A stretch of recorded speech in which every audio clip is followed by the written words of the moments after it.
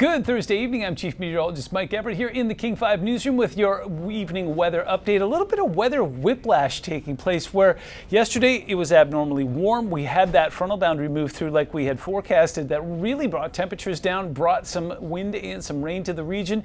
And now what we're trying to do is find some equilibrium. So let's start right here with a live look at Port Angeles. This is right around 5:30 on Thursday evening. Some beautiful blue skies out there, but as you can see, there's also a bit of wind. It's been a bit choppy out there, and we do have a small craft advisory that will be in place as we go through the rest of the night. Taking a look off towards Everett, we still have some convergence-based clouds, but even they are starting to lift, fold, and separate. And so what's happening is we're starting to see some blue sky across the region.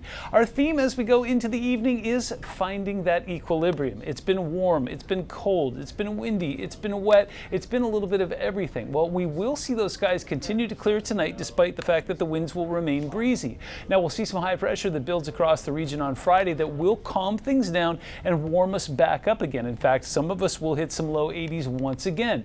Then as we go towards the weekend, cooling down with shower chances Saturday. Looks like Sunday's going to be the more user-friendly of the next couple of days. So 7-day forecast shows us, a bit of a bounce around. Remember, 68 is the average for this time of year, so we're going to dance around that, considerably warmer on Friday. And then as we go Monday, Tuesday, and Wednesday, it looks like we will find some more comfortable weather waiting for us on the other side of the weekend.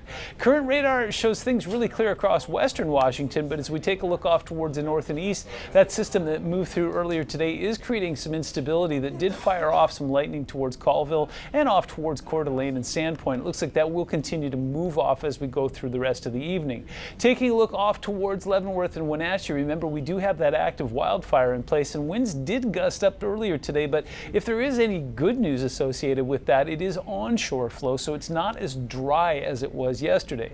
Now, as far as the winds go, again, they will slacken a little bit on Friday, but pick back up again. And for that reason, a high wind watch is in effect off towards Kittitas and Yakima counties that'll be in effect until 11 p.m. on Saturday. It's that ugly yellow mustard color we're not big fans of. Small craft advisory, as we saw, it is a bit gusty off towards the Strait of Juan de Fuca. That'll be allowed to expire at 11 p.m. on Thursday, but I'm pretty sure it'll be back again this weekend. Here's why. As we put the future into motion, we'll see those winds that will back off again, especially late Thursday into Friday, almost going completely slack for us on Friday. That's great news for the firefighting effort, but as we go through the day on Friday and into Saturday, that new system starts to move in, wind starts to pick up along the Strait of Juan de Fuca again, and then on Saturday it gets really gusty. So right around Saturday afternoon, we'll see those winds peaking over 40 miles an hour in Wenatchee and near Leavenworth. In fact, gusts could get over 50 in Wenatchee. So again, hopefully they'll be able to contain that fire before that point, but we'll keep a close eye on it as we go through the weekend.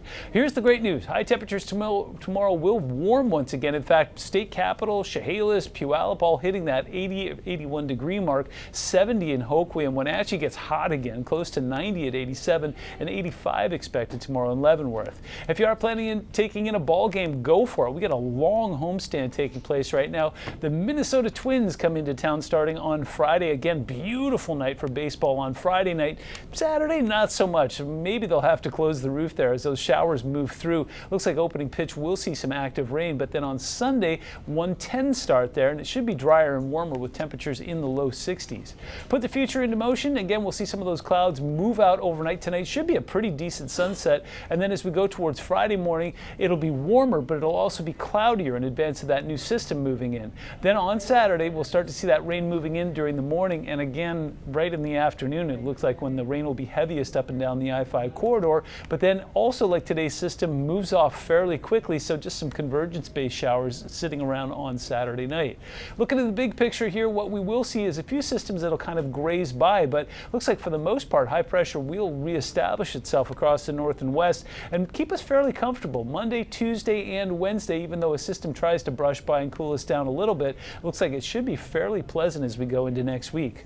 Overnight temperatures tonight should be right about where they normally are this time of year, especially at SEA, where they'll touch down at 48. Also, Bremerton, Seattle will be at that mark as well, 46 tonight in Bellingham. 7-day forecast shows a wild ride ahead. It's going to be warm, it's going to be cool, it's going to be breezy, but overall, it looks like it should be fairly pleasant for the next 7 days. Stay warm, stay dry, stay safe, and we'll see you here again soon.